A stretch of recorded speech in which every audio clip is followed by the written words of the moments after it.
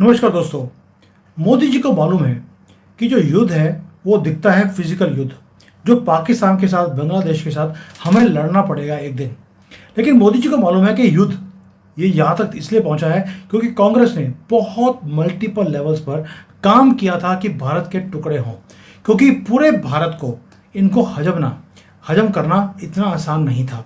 किसकी बात कर रहा हूँ? ये मिशनरीज की, ये मुसलमानों की, ये जो क्रिश्चियंस बन के आते हैं हमारे यहाँ पर। ये लोग चाहते हैं कि इस देश को एक मुस्लिम या क्रिश्चियन कंट्री में कन्वर्ट किया जाए, और ये एक हिडन, एक स्ट्रेटेजिक एक डिफेंस है जिसकी वॉर है जो ये लड़ते रहे हमारे साथ। दोस्तों, ये फॉरेन जो इंटरफेरेंस थी ये हमारे देश में लगातार चल रही थी, और मोदी जी को मालूम था कि मुझे इसको रोकना ही पड़ेगा, इसके बिना मैं फिजिकल युद्ध नहीं लड़ सकता। ये सबको बताऊंगा क्या रीज़न था। अब आप देखिए मोदी जी ने किया क्या। जगमीत सिंह आपको मालूम है कनाडा में हार गया। क्यों? क्योंकि पैसा पीछे से नहीं आ रहा था USAID से। पाकिस्तान है वो वीक हो गया। वो भी कैसे? पहले जगमीत सिंह के ऊपर आता हूं। जगमीत सिंह हारा कहां पे है? खालिस्तानी जहां बैठे हैं वहीं पर वो हार गया। पार्टी का जो नेशनल स्टेटस था वो भी खत्म हो गया, पैसा खत्म हो गया। पाकिस्तान भी वीक हो गया दो चीज़ों के कारण। जब हमने डीमोनेटाइज किया तो उसकी जो पैसे प्रिंट करने की फैक्ट्री थी खत्म हो गई। दूसरा, हमने USA से जो एड आती थी उसके पास वो भी खत्म हो गई। जैसे ही पैसा खत्म हुआ है सेम थिंग हैपेंड, वही चीज़, सारी दुकानदारी पाकिस्तान की बंद हो गई, भिखारी हो गया। वही काम हमने इन मिशनरीज का, यही शक्लें, क्रिश्चियंस, मुसलमान, इन सब के साथ भी हमने यही किया। मोदी जी पिछले 10 सालों में इतनी NGOs हैं जिनको बंद कर चुके हैं कि ताकि इनके पैसे जो आ रहे थे वो बंद हो जाए। ये लोग जो देश में आए थे ये एक ही मकसद के कारण कि भारत को अंदर से ब्लीड किया जाए। मोदी जी को मालूम था, इसलिए उन्होंने वर्क करना शुरू कर दिया था 10 साल पहले। और उन्हें मालूम था कि जो ये दुश्मन है ये दिखता नहीं है, ये साइलेंटली आता है। ये ना टैंक लेके आते हैं ना गन्स लेके आते हैं, ये लेके आते हैं अपनी बाइबल, मस्जिद, डॉलर्स और डिसेप्शन, धोखे वाली वीडियोस बनाते हैं, लोगों को भ्रमित करते हैं और उनको कन्वर्ट कर लेते हैं। ये जो मिशनरीज हैं, अब आप बोलेंगे यार भारत के अंदर तो कन्वर्जन बड़े तेजी से हो रही है। सारी इन्वेस्टिगेशन करने के बाद ये वीडियो बना रहा हूँ, हवा में बात नहीं करता हूँ, तो बने रहिए। आपको बताऊंगा जो मिशनरीज हैं जो अपने फुट सोल्जर्स को, जिसको बोलते हैं कि सोल्जर्स इन्होंने खड़े किए थे ग्लोबल एम्पायर के कहने पर, और इनका गोल एक ही था, अपने मास्टर्स को सर्व करना जो वेटिकन में या मक्का मदीना में बैठे हैं। इनका मकसद था कन्वर्जन करना। कन्वर्ट करते थे मदद करने के लिए नहीं, भारत को कॉन्कर करने के लिए। और मोदी जी को मालूम था अगर युद्ध हुआ यही लोग मेरे पीठ पे खंजर ये खोपेंगे, क्योंकि इनका जो काम है वो हमेशा खून बहाना ही रहा है। ये करते क्या है, ये स्कूल्स लगाए, हॉस्पिटल्स, NGOs, ये हमेशा ये छुप कर आए, खंजर हाथ में रखकर दिखाते थे कि क्रॉस है, लेकिन था वो एक खंजर। और ये हमेशा ही हमारी आत्मा के ऊपर ये डालते रहे। एक ही मकसद था कि सनातन धर्म को भारत से खत्म करना है। जो साउथ में जो कन्वर्टेड है, क्रिश्चियंस नए नए बने हैं, वो तो बोलते हैं ओपनली कि हमने एक सनातन को अपने स्टेट से, अपनी कंट्री से खत्म करना है। तमिलनाडु ने बोल दिया कि हमें तो अलग कंट्री चाहिए। जो मुसलमान हैं, जो पाकिस्तान के साथ प्यार है, वो हर रोज बोलते हैं कि हमें पाकिस्तान के साथ प्यार है, भारत के साथ नहीं है। लेकिन 2014 में एक काम हुआ, एक ऐसा तूफान आया जो इन सभी मिशनरीज को पता नहीं था, नरेंद्र मोदी नाम का तूफान। इस बंदे ने आकर सिर्फ ये जो युद्ध चल रहा था धर्म का, इसको स्टॉप नहीं किया, रिवर्स भी कर दिया। और ये साइलेंट वॉर था जो मोदी जी करते रहे, वो भी साइलेंटली लड़ते रहे, हम भी साइलेंटली लड़ते रहे। दोस्तों, क्रिश्चियन मिशनरी ग्रुप्स, मुसलमान जो ग्रुप्स हैं, इनकी फंडिंग होती है वेस्ट से, बिलियंस ऑफ डॉलर्स हर साल आते थे। और इन्होंने एक पैरेलल भारत खड़ा कर लिया था, एक पैरेलल भारत, पैरेलल पाकिस्तान, भारत हमारे पास था, इन्होंने भारत के पैरेलल ही एक क्रिश्चियन लैंड बना दिया, एक पैरेलल ही इन्होंने मुसलमान, जिसको बोलते हैं गाजा पट्टियाँ, पूरे भारत में इन्होंने क्रिएट कर दिए। ट्राइबल बेल्ट का तो ये हाल था कि छत्तीसगढ़, झारखंड, नॉर्थ ईस्ट, तमिलनाडु, केरला, कोई जगह नहीं छोड़ी इन्होंने जहां पर कन्वर्जन इन्होंने थोक में ना किए हों। विलेजेस के विलेजेस इन्होंने रातों रात इन्होंने कन्वर्ट कर दिए, और उन विलेजेस के अंदर हिंदू फेस्टिवल्स बैन भी कर दिए गए। जगह जगह पर आपको जो चर्च हैं वो मशरूम की तरह वो पैदा होने शुरू हो गए। स्कूल कम थे लेकिन मस्जिदें, चर्चेस ये लगातार ये फैलती रही। किसी ने रेजिस्ट नहीं किया, क्योंकि अगर आप रेजिस्ट करते थे तो ये बोलते थे यार आप तो सेकुलर नहीं है, आप तो कॉम्युनल हैं। रियल गोल क्या था? वो था भारत को अंदर से वीक करना, ताकि इनको भी मालूम था कि कल को युद्ध होगा और जो फ्रैक्चर्ड हिंदू सिविलाइजेशन है वो लड़ नहीं पाएगी, क्योंकि जो वेस्टर्न की ये जो वेस्टर्न या मुसलमान की जो लॉयल कम्युनिटीज़ हैं ये पैरालाइज करेंगी भारत को, रास्ते ब्लॉक करेंगी ताकि युद्ध में हम जा ही ना सके। और भारत को मालूम था कि युद्ध मुझे अगर बाहर लड़ना है, मुझे देश के अंदर भी लड़ना पड़ेगा, जीतना पड़ेगा देश के अंदर। और इसलिए जो वर्ल्ड है वो वॉच कर रहा था मोदी जी को कि मोदी जी तो सड़कें बना रहे हैं, ब्रिज बना रहे हैं, जीडीपी को राइज कर रहे हैं। साथ साथ में अभी जो खबर मेरे पास आई है, मोदी जी फाइट कर रहे थे war deep inside his country. जो ये नक्सलवाद का आप सुन रहे हैं ना आजकल कि इधर ये नक्सलवाद मारे गए, उधर वो मारे गए, ये माओइस्ट मारे गए, ये ऐसे नहीं हो रहा दोस्तों। अगर मोदी जी ने 70 साल पुरानी ये जो माओवादी था चीज़ें, उसको अगर उन्होंने ठाना है कि अगले 1 साल में ख़त्म करना है, ये ओवरनाइट नहीं हुआ है। ये फॉरेन फंडेड जो कन्वर्जन का काम था, उसे फाइट करने का काम हम पिछले 10 साल में कर रहे हैं। न्यूज़ आज बाहर आ रही है, क्यों? क्योंकि हमने थाउजेंड्स ऑफ एनजीओ पहले बंद करे। वही जैसे जगमीत सिंह पाकिस्तान, ये भिखारी हो गए, काम नहीं कर पा रहे, हमारे खिलाफ खड़े होने की हिम्मत नहीं है। मशीनरीज के अंदर भी 20,000 से ज़्यादा एनजीओ को हमने बंद कर दिया। उनके लाइसेंसेस, जो ये बाहर से पैसा लेके आने का लाइसेंस था, हमने बंद कर दिया। फॉरेन डोनेशंस बंद कर दिए। और जो एनजीओ का काम है 85 to 90% ऑलरेडी बंद हो चुका है। फोर्ड फाउंडेशन, वर्ल्ड विजन, ये जो कंपैशन इंटरनेशनल के नाम पर इन्होंने ये धंधा पानी शुरू किया था सोरोस के साथ मिलकर, कांग्रेस ने पैकअप करके यहां से कंट्री को छोड़कर वो भाग चुके हैं।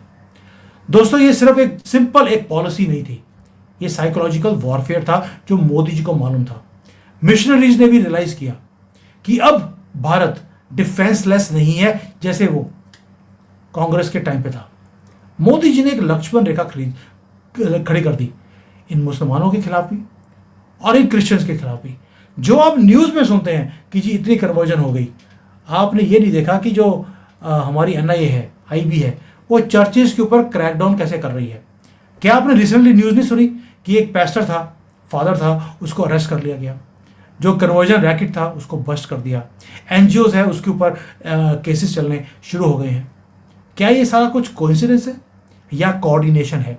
हमारी national investigation agency NIA, intelligence bureau, local police, ये सारे के सारे इनको एक काम दिया गया है कि जितने ये मिशंस हैं मुसलमानों के, क्रिश्चियंस के, इनका पर्दाफाश करना है और इनको डिस्ट्रॉय करना है, इनके चर्च के नेटवर्क को डिस्ट्रॉय करना है। तमिलनाडु में, तेलंगाना में, मणिपुर में, मिजोरम में ये पनपे। लेकिन आज जो ये स्लीपर सेल में ये कन्वर्जन का काम करते थे, बंद होगी दुकानें।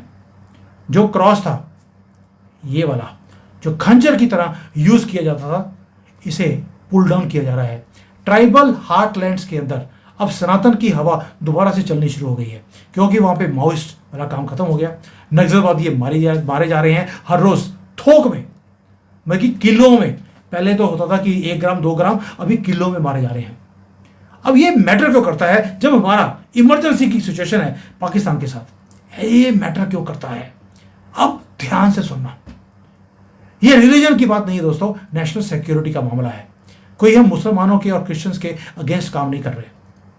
In this era of war, कभी वो चाइना के साथ होगा, कभी पाकिस्तान के साथ होगा, कभी हो सकता है कि वेस्टर्न जो पावर्स हैं, जैसे यूक्रेन को बेवकूफ बनाया, वैसे हमें भी बेवकूफ बनाकर हमें एक युद्ध के अंदर ये धकेल दे। उस वक्त ये फॉरेन मिशनरीज मुसलमानों की, क्रिश्चियंस की, ये काम करेंगी भारत को अंदर से सैबोटाज करने की, माइंड को कंट्रोल करेंगे। ये जो लोकल नैरेटिव्स है उसको चेंज करेंगे, सिविल अनरेस्ट को लेके आने की कोशिश करेंगे और ये बोलेंगे कि यूनाइटेड नेशंस को बीच में इंटरवीन करना चाहिए। यहां पर मुसलमानों को, क्रिश्चियंस को आज़ादी नहीं है कन्वर्जन करने की, लड़कियां उठाने की। ये एंटी नेशनल प्रोटेस्ट को मोबिलाइज करेंगे, मोदी जी जानते थे। इसलिए सबसे पहला काम हमने पाकिस्तान की एंकड़ी निकालने से पहले हमने इन एनजीओज की एंकड़ी निकाली है, इनके लाइसेंसेस को बंद किया। यूक्रेन के अंदर भी इन सारी एनजीओज ने यही काम किया था। वहां पर स्पिरिचुअल वॉरफेयर पहले किया गया, चर्च के थ्रू वहां पे बोला गया कि आपको नेटो के अंदर हमें एक्सपैंड करना चाहिए, नेटो के अंदर हमें एंट्री चाहिए। लोगों ने भी हां कर दी, एक जोकर को जिता दिया। और भारत के अंदर भी ये यही काम कर रहे थे कि वहां पर सभी जगह पर एक फोर्स खड़ी करी थी मुसलमानों की और क्रिश्चियंस की मोदी के खिलाफ, ताकि ये पप्पू जैसे बंदे को यहां का प्रधानमंत्री बनवा दें। लेकिन मोदी जी ने आके वो सारी तारे, वो सारे धागे काट दिए। वैसे तो इन सबका कुछ ना कुछ कटाई होता है, मोदी जी ने परमानेंटली काट दिया। अब जो ये मिशनरीज हैं, इनकी जब बैकबोन तोड़ी गई मोदी जी की तरफ से, उन्होंने एक काम तो कर दिया कि जो ट्राइबल इंडिया है वो भारत के साथ लॉयल रहे, ना कि वेटिकन के या मक्का मदीना के। वो भारत के लॉयलिस्ट दोबारा से बनते जा रहे हैं और इसलिए ग्लोबल पैनिक भी है। क्यों? क्योंकि वेटिकन और मक्का मदीना ये चाहते थे, इवन कि ये भी और यूएसए का जो डीप स्टेट है वो भी चाहता था कि ये लोग अपना काम करें साइलेंटली। लेकिन मोदी ने जब इनके तारे काटी, ये सारे इरिटेट हो गए। जो इवेंजेलिकल जो लॉबीज होती हैं वो सारी की सारी पैनिक में है, क्योंकि इनका टाइमलाइन मोदी जी ने खराब कर दिया। अब मोदी जी के अंदर जो भारत है वो रेजिस्ट कर रहा है स्पिरिचुअल कोलोनाइजेशन ऑफ भारत। और आपको मालूम है कि जो यूएसए है, उन्होंने जो कमीशन है रिलीजियस फ्रीडम वाले, उन्होंने बड़ी बात भारत को धमकी भी दी है कि हम आपको ब्लैकलिस्ट कर देंगे अगर ये कन्वर्जन का काम आपने जारी नहीं रखा तो। इन्होंने बोल दिया कि भारत के अंदर रिलीजियस इंटॉलरेंस है, हिंदू सुप्रीमेसी है। लेकिन ट्रुथ ये था एक ही चीज का कि भारत ने इनकी मिशनरीज का जो काम बंद किया है अगले 200 साल के लिए, अब हमें गुलाम बनने की जरूरत नहीं है। हमने टाइम जो अपने हाथ में ले लिया और इनके जो मेंटल स्लेवरी का काम था in the name of Jesus, उसको खत्म किया है। ना मुसलमानों की अब चलती है ना क्रिश्चियंस की, जो ये कन्वर्जन का काम करते थे। ट्राइबल अवेकनिंग और घर वापसी दोनों पैरेलली चल रहे हैं और ये मोस्ट पावरफुल काम है जो कन्वर्जन को रोकेगा और रिवर्स भी करेगा। थाउजेंड्स एंड थाउजेंड्स ऑफ लोग जो क्रिश्चियन मुसलमान बन गए थे वो सनातन धर्म में वापस आ रहे हैं। घर वापसी की मूवमेंट रियल है दोस्तों। आप ट्राइबल में जाकर बात कीजिए। मैं ये बात जो कर रहा हूँ सारा कुछ इन्वेस्टिगेशन करने के बाद कर रहा हूँ।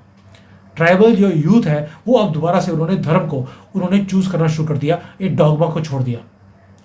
विलेजेस जो हैं वो रीडिस्कवर कर रहे हैं अपने एंशिएंट ट्रेडिशंस को। फेस्टिवल्स वापस आ रहे हैं, टेम्पल्स दोबारा से रीबिल्ड किए जा रहे हैं और जो मस्जिदें तोड़ी जा रही हैं, बुलडोजर फुल स्विंग पे है।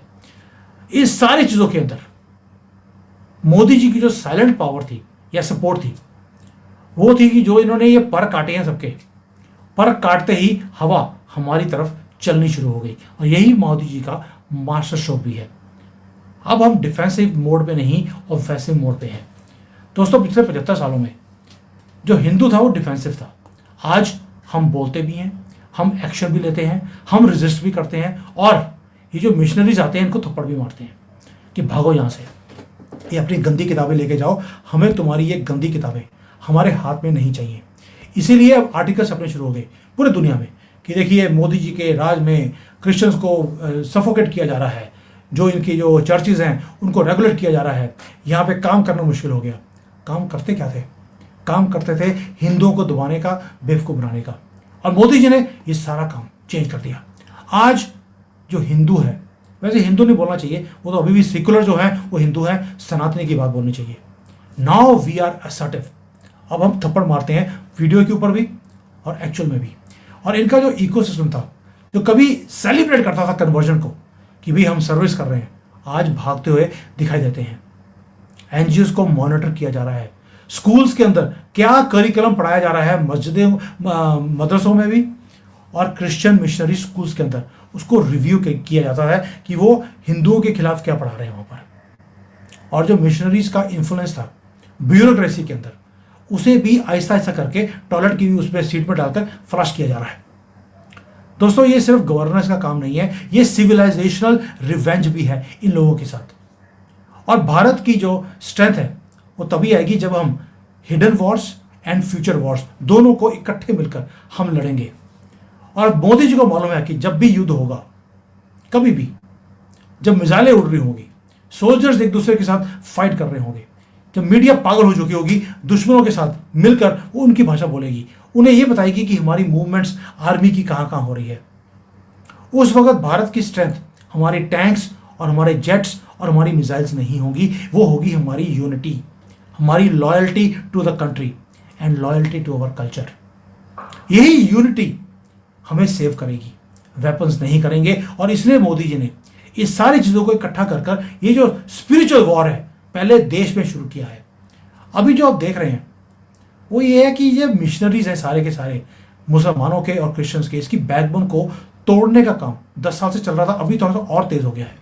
इतनी मस्जिदें और चर्चेस तोड़े जा रहे हैं, इतनी भी उफ नहीं है, क्योंकि मोदी जी ने बोल दिया कि अब भारत को मैं यूनाइटेड भी करूंगा और इसे अनब्रोकन मैं आगे लेके जाऊंगा।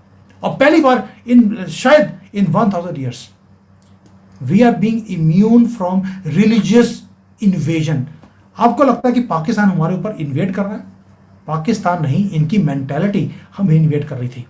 और पहली बार है हिस्ट्री में कि हम अपने धर्म को डिफेंड नहीं कर रहे, हम रिवाइव कर रहे हैं। आज जय सिया राम का नारा ऐसे लगता है, आप तो मैं मैसेजेस देखता हूं, आप सबके मैसेज यहां आते हैं जय सिया राम के, ये ऐसे नहीं आते। किसी ने आपका इस जो ये जज्बा था इसको उजागर किया है। 10 साल पहले, 5 साल पहले कितने लोग हैं आप में से जो जय सिया राम का नारा लगाते थे या टाइप करते थे? कोई भी नहीं। इसलिए बोलता हूं ये जो गवर्नमेंट है ये पॉलिटिक्स नहीं खेल रही, सिर्फ ये स्पिरिचुअल एक वॉरफेयर है वो भी खेल रही है। स्पिरिचुअल लिबरेशन भारत का वो करती जा रही है। और वॉरियर एक ही है, वो है भारत माता, और उसके लिए लड़ने वाले हम सब सनातनी। इसलिए बोलता हूं जय सिया राम बोलते रहिए, जय हिंद बोलते रहिए, जय सनातन बोलते रहिए। और इन सब की दुकानदारी मोदी जी ने बंद करनी शुरू कर दी। अब हमारा फर्ज भी है कि हम ये दुकानदारी परमानेंटली बंद करें। कैसे होगी? जय सिया राम का नारा लगाते लगाते और इनका बहिष्कार करते करते। Thank you. जय सिया राम।